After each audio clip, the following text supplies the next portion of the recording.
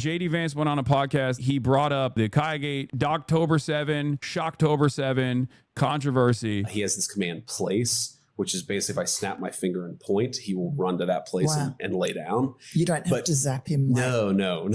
Hassan. Not like Hassan Piker. No. Wasn't that disgusting? No electrocution of dogs here. How disgusting is that? What does that tell you about a person? Well, I think it tells you that they're not, that they're bad people. Yes. If you can actually cause suffering to an innocent animal, you're probably the kind of person who doesn't worry about suffering in people as well. Yeah. And that's been my experience. If you mistreat dogs, that's almost 100% sign that you're going to be a really terrible person. So JD Vance has done spot training for his own dog, so he knows that it is not an abusive practice. And yet he is still leaning into this idea that I'm like abusing my dog, which is crazy because, hello, Kristi Noem, the secretary of the Department of Homeland Security, shot her puppy point blank and then threw the puppy's body in a goddamn landfill in front of construction workers. And the only reason why we know about it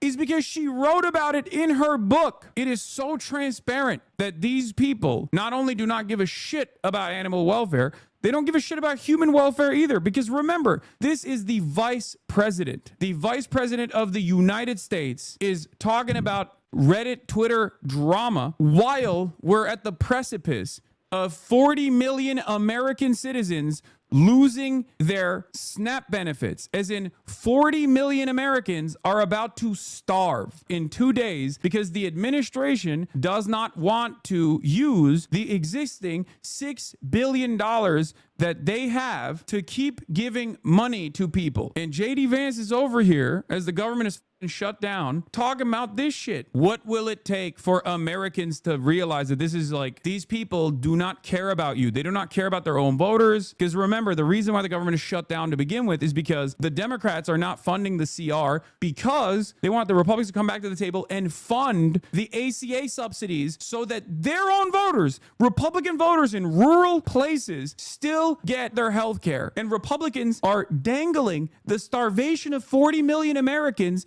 in an effort not to fund healthcare. What is going on? And by the way, the dumbest people on the planet still in this chat will turn around and say, bro is deflecting.